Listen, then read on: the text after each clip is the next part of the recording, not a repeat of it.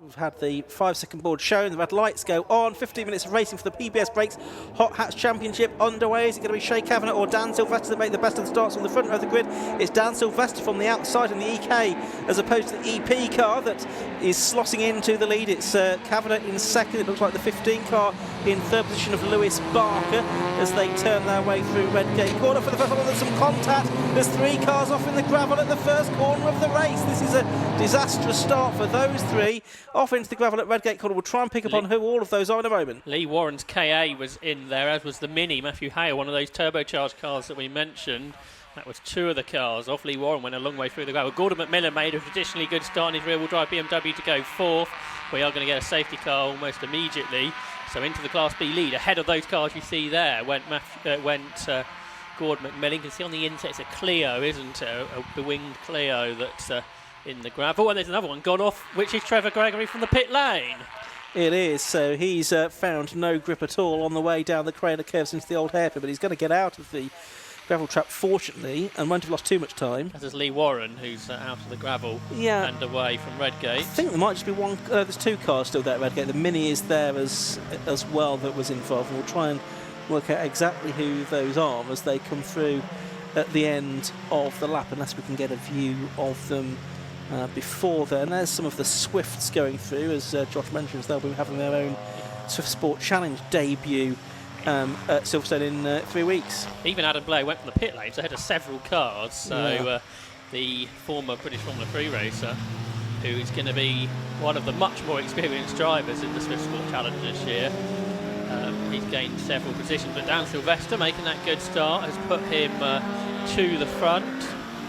The YouTuber then leads the way from Shea Kavanagh, last year's champ, then Lewis Barker, who's really a newcomer, the 44-year-old from Sheffield in only his 2nd season, and then the Class B leader Gordon McMillan. Class C, I think, Josh Hilton's up to 9th from 15th from the grid. Okay, 3 went off in front of him, but that's a good start from Josh Hilton, who really is the favourite, because last year was his first season where he took the title, and he's back again. But so there we can see the 300 car being recovered. That is Joshua Bavin's Renault Clio 172 for the driver from Lincoln. The other driver that was involved in all of that at the start of the race was the Matthew Hale Mini Cooper S, the driver from Malden in Class A. He also stranded in the gravel. His car yet to be recovered, so that is still there, which is why we're still behind the safety car with 10 3/4 minutes of this PBS Brakes Hot Hats Championship race still to go, Josh. Yeah, looks like that was all triggered by a 4 wide moment into Redgate, where there just clearly wasn't enough space. The car on the inside got away with it, but the 3 on the outside all went off. I think Zach Burnell may also have got himself involved in that, as well as the 28 car as well, which is Lee Warren, who you mentioned. I think it was Burnell on the inside that got away with it then, because he's up in 7th position, which is an impressive start for his first car race today. The driver from Greater Manchester, the former British motocross racer. I guess joining Lewis Ellis, who's also a former British motocross man. So we've got a couple on the grid today. So these conditions probably don't feel too bad for them, because it's a lot more it's not dirty. Not too muddy here today anyway. So cars continuing on their way around behind the safety car, just looking over out our window. The Mini is still there, not yet being recovered, because the snatch vehicles clearly deal with one vehicle at a time, clearly. But it will be on its way back shortly, I'm sure, to try to retrieve that car as well. Lee Warren's car, that's pretty beaten up, has been given a black and orange flag and mechanical flag, I think, for bits of the car hanging off as we see it go past our windscreen. See that car's got a new wing for this year, and it qualified quite well, didn't it? Lee Warren's Duratec powered Ford car. I can tell you one car came into the pits at the end of that lap, which was the Volkswagen Polo of Warren Andrews. And the recovery vehicle at speed, leaving the first car that's been picked up and heading off for the Mini that's stuck in the gravel. I think we'll get at least one more safety car lap after this one, won't we? But hopefully we might get underway after that and leave us with, 5 minutes of racing, something like that. which will not be a huge proportion of the 15 minutes that we were hoping for, but probably about as much as we can reasonably hope for. Lee Rickard had a good start here, and he started 19th. He's up to 11th for the Type R Trophy driver. Has made very good progress. The local driver from Derby, his third season, so we'll see if he can make further progress on the restart. He's just ahead second place in Class C, William Hornsey in the Peugeot 106. Third in that class is William Bartop's Citroen Saxo. So that recovery is going at pace, isn't it, down there at Redgate? It is. It's not quite going to be quick enough to have a safety car in this time, but I think certainly we'll be able to get going again next time around, and the safety car will be able to pick up its pace, one would think now, knowing that that recovery vehicle is basically off the circuit. But as you can see, safety car lights on the Hyundai are still illuminated, and so at least one more lap behind the sort of powder blue car. Dan Sylvester it is that's leading the way, of course. Gordon McMillan leading in Class B, 4th overall, the driver from Wiltshire, construction engineer, been racing since 1999 in stock hatch and classic stock hatch and so on and so forth. Also the compact safety car's coming in, I think. It has. That was rather late and rather unexpected. So green flag does wave. Late decision there. I wonder if that's got Dan Sylvester napping a little bit, because he's under pressure from Shea Kavanagh as they head through Redgate Corner for the first time.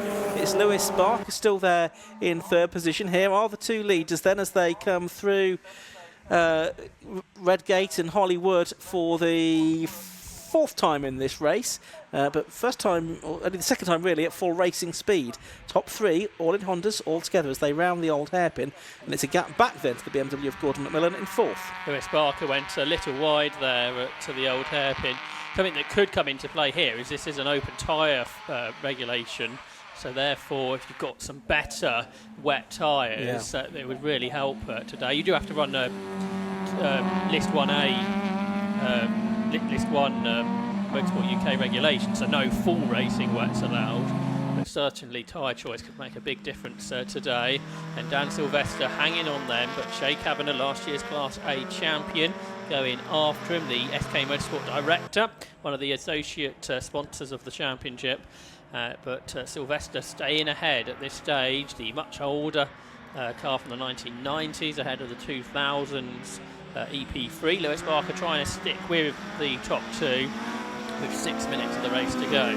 It might be a 1994 car, I think, under that car of Dan Sylvester.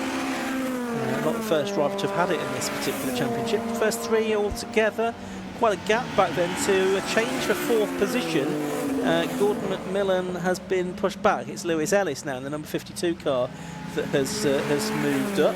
A driver that lists Donington Park as being one of his favourite circuits, or his favourite circuit, in fact. So no surprise that he is going particularly well here, the driver from Sheffield. Importantly for McMillan, he still leads his class. If you look behind him, he's got class rivals, 3 of them. So top 4 in Class B are absolutely together. Matthew Morgan in the later cars behind us, and there he's sideways Zach Burnell, but he saved it well, not bad for your first car race. And Alex Foden, who was on pole in the class, he's their third in Class B. So Class B looking very competitive today with the BMW of Gordon McMillan at the front, made the fast start, but I don't think it has the pace the front wheel drive cars behind. No, so good scrap for Class B, making its way up to McLean's. McMillan trying to soak up the pressure here from the 116 car of Matthew Morgan, another driver that lists Donington as his favourite, the 43-year-old managing director from Leeds. Cheered on, no doubt, by his kids Max and George. And he started racing in 2022, but he's putting the pressure on McMillan here. Then you've got the 4 car of Alex Foden, another Donington Park fan next to him. But look at this, it's side by side now for the Class B lead, and 5th position overall is going to be Matthew Morgan in the 116 car on the inside line and McMillan on the outside line, and it's Morgan that goes through, and following him through is Alex Foden. So the driver from Ipswich heads through into 2nd place in Class B. Down to 3rd has gone Gordon McMillan, and there's another Clio, that of Zach Attack Burnell just behind. And Morgan's gone off, hasn't he? After taking the lead, he went wide at the chicane. So through goes Alex Foden in his first hot hatch race. He leads the way after starting on pole in his actually appalling Clio. There's a car ahead that's gone into the gravel. That's Lewis Ellis. So that battle now becomes a 4th overall again with Foden ahead. from Macmillan, Burnell, and now Morgan, who just took the lead of the class, at the back of the group once again after something happened on the exit of the chicane. Yeah, so it is Macmillan, then it is Burnell, isn't it, that's next up now. A 50-year-old from Rochdale, new to car racing, but done, as we've said, a lot in motocross, an ex-British champion. His late father was an F1 stock car champion as well. Here they come then, it's Macmillan, and then Burnell, and then it's Matthew Morgan recovering after that off at the chicane. How far behind Foden are they? Well, he's pulling out quite a few car lengths, isn't he, as they turn up into Coppice Corner in the lead of Class B. I think she might be starting to get away. Probably 3 laps to go. Yeah, he was fastest in qualifying in Class B, was Foden, but lost out at the start, so it kind of makes sense that he's getting away again. Meanwhile, the leaders cross the line just a quarter of a second apart, almost side by side in Class A. Here they are on your screen now, as Kavanagh to the outside of Sylvester. Kind of feels that Kavanagh has the pace, and Sylvester today he runs a little wide, as I think Maddie Griffiths has gone off down at the old hairpin in the Swift, but it's side by side through Hollywood. This is sort of a big deep breath moment now down the Craner curve, side by side, but all good for YouTube views. Absolutely. Sylvester clings on from local driver Shay Kavanagh then as they head down towards the old hairpin. Wipers going on Kavanagh's car, not so much on Sylvester's. Out of the old hairpin they go, past the Starkeys Bridge, up towards Schwantz Curve, and then McLean's they will go. It's always having to work hard there with Sylvester to keep the car pointing in basically the right direction, but he's managed to achieve that. He's still under pressure though from Kavanagh. More lappery, another swift to lap soon as they turn their way through Coppice Corner now. They're probably going to have, I would think, only 1 lap to go at the end of this one, but it's going to be quite tight. Yes, that's Maddie Griffiths, who I think had an offer. Dad racing in locals today. It's her first race. The 23-year-old from Shropshire. Matthew Morgan's gone off now. One of the front Class B runners. He's trying to dig his way out. That's on the way up towards McLean's, but that's a significant position that Matthew Morgan is not going to get now. Class C, by the way, led by Josh Hilton by about 3.5 seconds as the leaders go either side of Maddie up across the line as they do start their final lap of the race. Dan Sylvester still ahead. To the outside comes Kavanagh in the EP3. He was out in the Type R Trophy last time out at Brands Hatch. But Sylvester under intense pressure here from Kavanagh, that's seemingly quicker but unable to find a way through. As the marshals have done a great job there to get Matthew Morgan out of the gravel. That means that part of the track may well be in the green flag conditions when the leaders get there. Yeah, a few hundred yards away from that at the moment, so it should be green if those marshals are back on their post by the time they get there. But it's a few car lengths now between Sylvester in the number 37 car and Kavanagh in number 93 in second place, last year's Class A champion. Ooh, Hilton's not come through in the lead of the Class C anymore. The 2 Class C leaders are side by side and up towards Redgate. Will Hornsey and William Bartup. So it might be a turn up in the books in Class C. You can see them in the inset. Will Hornsey on the inside in the Peugeot hangs on to the new lead that he's got from the Citroen of William Bartup. So all 3 classes are having great battles today in the PBS Brakes Hot Hats Championship. And Hilton, you can just see in the background on the inset, about 1.8 seconds behind those 2. Meanwhile, the overall leaders, Sylvester and Kavanagh, heading down towards Roberts for the final time. They're not close enough to have a change there. As sideways is Hornsey, that's going to give the initiative to his rival, Bartup, as they head through. Bartup taking the lead, but for the overall victory, it's going to go the way of Dan Sylvester at the end of 15 minutes of racing in the PBS Brakes Hot Hats Championship. Shay Kavanagh it is that takes second place, and it should be, after a while, Lewis Barker that will take third position. We'll see if we can pick up on what's going on in the Class C battle if we can in a moment. Here's Alex Foden to win on his debut in Class B, but here's Class C with William Bartup looking for his first win in the category. I think he's had many podiums in Class C in the Citroen Saxo. It started well last year and then faded away for him, but he's heading the way, but he's defending because William Hornsey, who made that mistake down at the old hairpin, isn't that far away. It's almost like watching Stock Hatch again from a decade or so ago. It is. Into the final corner then comes Bartup. Hornsey just behind him will be frustrated that he's thrown away a potential victory there, William Hornsey, but it's Will Bartup then in the number 17 car that gets the win. Hornsey is second, and presumably having made a mistake of some kind on the penultimate lap, Josh Hilton, the reigning champion, only finishes third on this occasion. Yeah, that's right. In Class B, Foden won it by nearly 9 seconds in the end, remarkably, from Zach Bernal. Great debut from him. And Gordon McMillan came home third. But that was a really good race, wasn't it, from the PBS Brakes Hot Hats Championship, once we got rid of the early safety car. And it's good to see new names coming towards the front. Some of the familiar names there as well. I think that's the best of the Swifts up across the line. Adam Blair, he came up to 17th overall and 5th in Class C, lapping in 1 minute 38, only a few seconds off the front runners in Class C. Lee Warren, I see, took the checkered flag despite getting a black flag halfway through the race, so he could be in a little bit of strife post-race here. Yes, I think he might be looking at my information. So a great opening race of the season for the Hot Hatch Championship, not so much for the drivers that were involved. Trevor! Oh dear. Trevor Gregory is off in the gravel at Roberts on the way in, so he's not got as far as the checkered flag, hasn't Trevor Gregory. So he is not going to be classified at the end of that PBS Brakes Hot Hatch Championship race. Trevor, who's an integral part behind the scenes of the 750 Motor Club as well. Let's have a look at the results then of that race. Dan Sylvester, 8 laps of racing completed in his Honda Civic, car 37 the race winner. He was 0.551 seconds clear of number 93, Shay Kavanagh, in second place. Third place went the way of number 15, Lewis Barker. Class B and 4th overall, number 4 Alex Foden, the Renault Clio 200. Second in Class B and 5th overall, 291 Zach Bernal. And 6th, number 20 Gordon McMillan in his BMW Compact. Then 7th was 52 Lewis Ellis, 8th 226 Lee Rickard, 9th 13 Stuart Kennedy, and 10th number 78 Matt Warren. A turn up for the books in Class C. William Bartop it was that took the win in Class 17 the Citroen Saxo from number 30 William Hornsey and number 1 Josh Hilton, with Wayne Shackleton 14th. And then on the next screen we'll see the rest of the finishers, I think, because we had, 28 cars make it to the checkered flag, 27 showing there, down to Joshua Copeland in his Suzuki Swift in 27th position, but I think Maddie Griffiths, although lapped, was classified as well. So more racing to come for the PBS Brakes Hot Hatch Championship. There are penultimate race of the day later on. We will look forward to seeing them out again. Hopefully conditions will continue to improve as the rest of the afternoon wears on.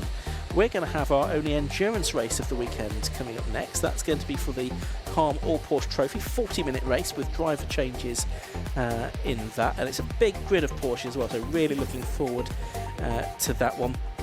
And still to come this afternoon, historic 750 Formula, Mighty Minis, the Yokohama Low Cost Championship, and the PBS Brakes Hot Hatch Championship to round out the day, along with the Armed Forces Race Challenge, of course. That's all still to come. A reminder, 750 Motor Club are next in action next weekend at Croft, and you can see all of that on the Alpha live stream as well, so do tune in for that. Let's head down to the pit lane and hear from Andy McEwen with our winners in the Hot Hatch Championship. Well, what a fantastic race that was for the overall lead, and within the classes some changes right at the final moments as well. We've got our class winners here, including the winner of the class for the Suzuki Swifts as well, so we'll get 4 interviews in, hopefully. Daniel Sylvester's the first one that I'm after. Now, Daniel, in true racing driver fashion, has wandered off to chat to another driver, because you've got a few stories to tell after that race. That was quite a battle, wasn't it? Yeah, it was a really good scrap, that. Everything that I wanted from today in one race, so yeah, really good. Some really close moments with Shay down the Craners as well, which probably a bit too close for comfort, but we both got away with it. So yeah, no, really clean race. Really enjoyed it. Put us in the driver's seat in those kind of situations, because in the dry it's a dicey place to go door to door, let alone the wet, isn't it? Yeah, I mean, it's a pretty spicy place. If you come here on a track day, you'll probably get 20 red flags in a day if you're lucky. But it's a good track. I've had loads of grip today on these Yokohama tyres, so I'm really having a good time. Definitely had some spicy moments, but yeah, no, the car feels pretty good to me. It's not too bad. And the good news is we get to do this all again later on this afternoon. Are you confident it will be a similar look to the race in that one? Well, hopefully it's dry, because I heard there's a lap record that needs beating. So me or Shay, I think, can probably do it today. So hopefully it dries out. Excellent. OK, we'll keep an eye on the weather for you. Congratulations, though, Daniel, on the class win. Alex Foden's pulled in alongside him. Alex, well done. Class B winner. Well, we were just hearing there the conditions were still challenging, but there seems less standing water than there was this morning. How did you find it? I just couldn't see a thing. So I had a really bad start, because I think I was on the dry line, so I've wheel span off the start. Got done around the first corner, then someone overtook me under the safety car, so I was trying not to lose my head, and then I managed to get it back around the last couple of corners, but literally the screen was fogging up, so I was literally driving through brake lights. So yeah, I can't thank Andy and Joe enough for helping me this weekend, Steve and Siobhan for coming along, so yeah, mega job for that. A lot of drivers in other races have said they've had issues with windscreens misting up and whatnot. I mean, just how difficult is that? We all struggle if we're driving down an A road at 40 miles an hour and we can't see. You guys are going a bit quicker than that. Yeah, I couldn't see anything. I literally was driving through brake lights. All I could see was literally the grass on the right of me, and I think it was Morgan's brake lights, and that was it. And then literally as soon as I managed to get past him, I could actually see again. Then once I got down Craners, the windscreen fogged up, and it was literally only the centre of the windscreen that I could see through. So I was trying to get air in the car. I was trying to look. It was just mad, but yeah, I'm just glad not to have binned it, really. Makes it all the sweeter when you come home with a Class win. Congratulations on that then, Alex. Will Bartrup is our Class C winner. Will, how did you find the weather out there? Any misting up issues? Looks like maybe the answer's yes. Yeah, a fair little bit, to be honest. Going off the first round, there was no grip at all. And in assembly area, it started not stop raining. So I was like, have I chosen the right tyre choice or not? But then it came through to everything, and there was enough standing water that could cool down the tyres just enough. And I kept myself going and just kept it clean, really. Something I think people watching at home maybe don't realise is that those decisions about tyres and in particular setup, they have to be made quite a long time in advance of the race, because it's not the work of a moment, especially if it's something fundamental in the setup. Yeah, it's kind of the part of the challenge, really. A lot of people didn't risk it for the wets, and I was just watching the live stream to try and find as much spray or to go off anything. And luckily, there was standing water, so I could just cool down the tyres enough. But it was just down to keeping it clean, and fortunately other people made a few mistakes, and I was there just to pick the pieces, really. Good stuff. Well done. Class C winner then for Will Bartrup. Adam Blair is here, I think. He's just poking his head in his car. So he was the winner of the Suzuki Swift class. And, tough race for all of you out there, I think, Adam. These little cars, though, they look really good fun to drive in the dry. Is that still the same when it's waterlogged like this? Even more so, I'd say. Oh, really? Yeah. It's we had to make a few changes after qualifying because kind of a little bit too understeery, but they're very tunable. The tyres are great, and yeah, they're like I used to race Enduro KA. It feels a lot like that with twice the power. So it's nice. I mean, it's strange to think of that, isn't it? A Suzuki Swift having twice the power of anything. But sometimes you don't need a lot of ponies, do you, to have a lot of fun? Especially around a track like this, it's very momentum-based. I prefer it. When I was younger, the more power I got, the better I seemed to do. Whereas now, I just really like racing slow cars. I don't know why. Maybe it's because I've got a bit slow myself. No, I think that's where the real fun is, Adam, I'll be honest. Adam, we've got to go because we've got another race coming, but well done on the class, mate. Cheers. Thanks a lot. So, that concludes our first hot hatch action of the weekend. I'll get my teeth in.